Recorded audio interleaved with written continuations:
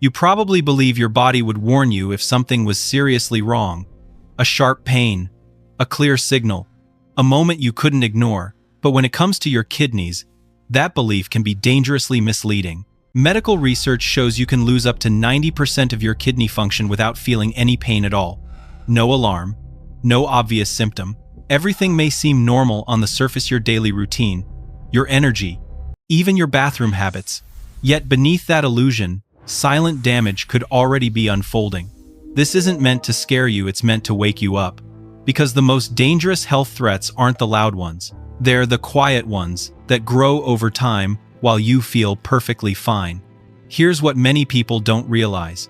Your kidneys don't have the kind of sensory nerves that trigger early warning pain. Unlike a pulled muscle or a headache, they don't speak up when something starts going wrong. Instead, kidney damage develops slowly, often over years or even decades, without any noticeable symptoms. By the time discomfort finally appears, significant damage has usually already occurred. That's why kidney disease is often called a silent condition in the medical world. It doesn't mean your body is failing you, it means it's quietly compensating for as long as it can. The real challenge is that most people never notice the problem until the body can no longer hide it. For most people, kidney damage doesn't come from a single dramatic event, it builds from small, everyday habits. A sugary drink in the morning, a quick snack between meals, late night eating after a long day. None of these seem harmful on their own. In fact, they feel normal part of a busy, modern lifestyle. But when these habits repeat day after day, year after year, they quietly place constant pressure on your body. Your kidneys are forced to work harder, more often, without rest. It's not the occasional indulgence that causes the issue, it's the pattern, the routine, the things that feel too small to matter. And that's what makes it so easy to overlook, until those small habits add up to something much bigger than expected. At first, the signs are easy to dismiss. You feel a little more tired than usual. You notice you're using the bathroom more often. Maybe your ankles look slightly swollen at the end of the day. Nothing dramatic, nothing that feels urgent. But these subtle changes can be your body's quiet way of signaling stress beneath the surface. Inside your kidneys, millions of tiny filtration units called nephrons are working overtime, and some of them are beginning to fail. The problem is, these early symptoms are so mild that most people ignore them or blame something else like stress or lack of sleep. And while life goes on as usual, the internal strain continues to build. It's not about panic, it's about awareness. Because recognizing these small signals early can make a meaningful difference before the damage becomes harder to reverse. Think of your kidneys like a savings account you were given at birth. Each person starts with a certain number of nephron filters that keep your blood clean and your body in balance. This is what scientists often refer to as your renal reserve. The catch is, unlike a financial account, you don't get monthly statements showing what's left. Every day, your lifestyle makes small withdrawals: processed foods, excess sugar, chronic stress, lack of sleep. Individually, these don't seem like much. But over time, they add up. And once that reserve is significantly depleted, your body has fewer resources to maintain normal function. The goal isn't to create fear, it's to understand value. Because when you start treating your health like something worth protecting, you begin making choices that preserve that reserve rather than slowly draining it. One of the most overlooked habits in modern life is how often we eat. From breakfast to late-night snacks, many people are constantly fueling their bodies, believing that frequent meals keep the metabolism active or are simply healthier. It sounds logical, and for years, it's been widely recommended. But what most people don't realize is that constant eating means your body never truly gets a break. Every meal triggers a cascade of metabolic activity, and your kidneys are part of that workload. Instead of cycling between work and rest, they're stuck in a continuous loop of processing. This isn't about saying eating is bad, it's about recognizing balance. While nutrition is essential, the idea that more frequent is always better doesn't apply to everyone. And in some cases, it may quietly contribute to long-term strain rather than improved health. Imagine inflating a balloon over and over again, stretching it beyond its natural limits. At first, it expands easily, but over time, the material weakens, thins out, and becomes more fragile. This is a simple way to understand what scientists call hyperfiltration inside your kidneys.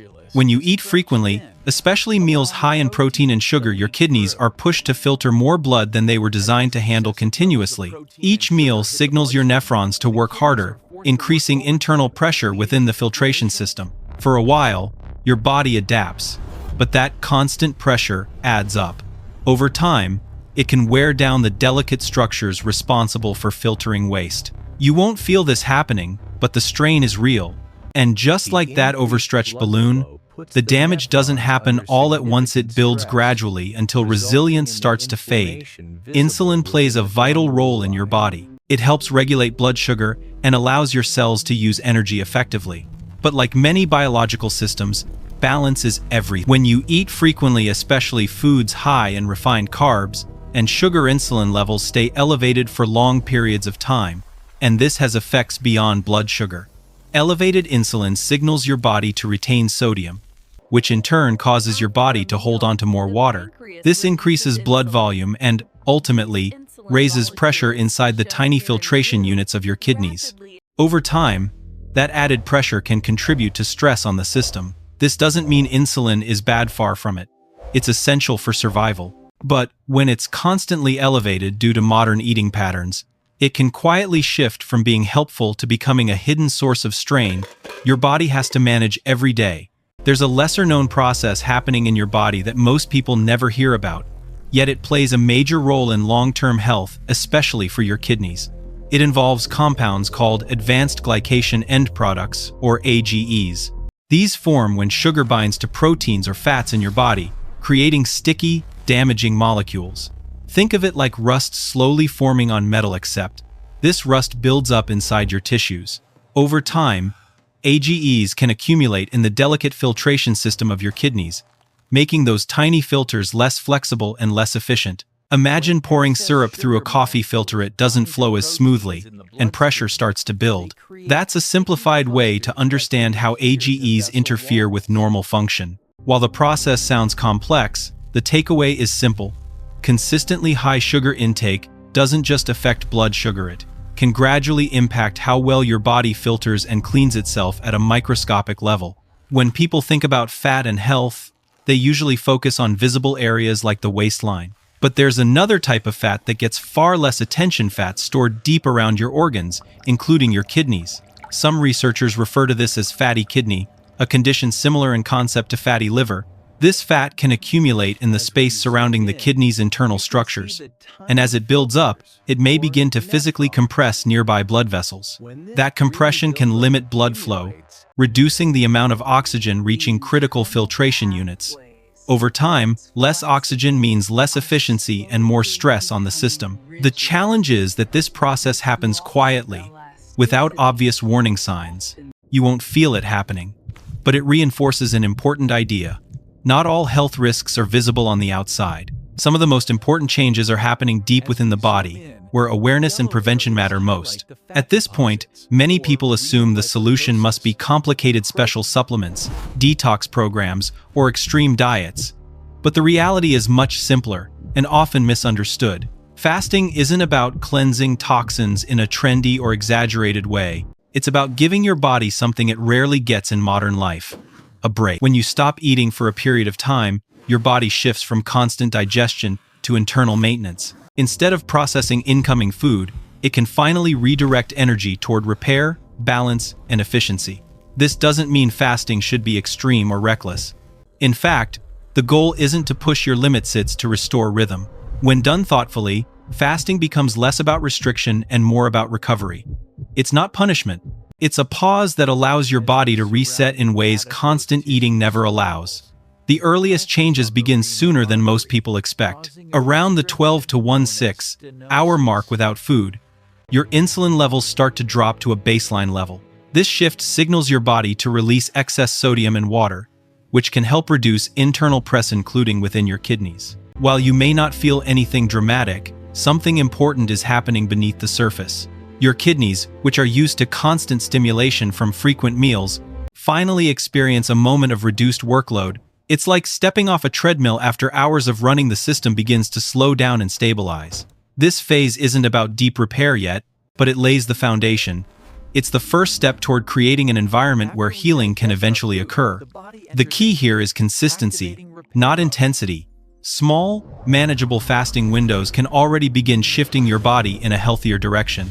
As fasting continues into the 16 to 24-hour range, your body begins to make a more noticeable metabolic shift. With glycogen stores running low, it starts turning to stored fat for energy. This process is supported by the activation of an enzyme called AMPK, which acts like a metabolic switch, encouraging your body to use existing energy reserves more efficiently. What makes this important is that not all fat is the same. Your body tends to prioritize visceral fat, the kind stored around your organs.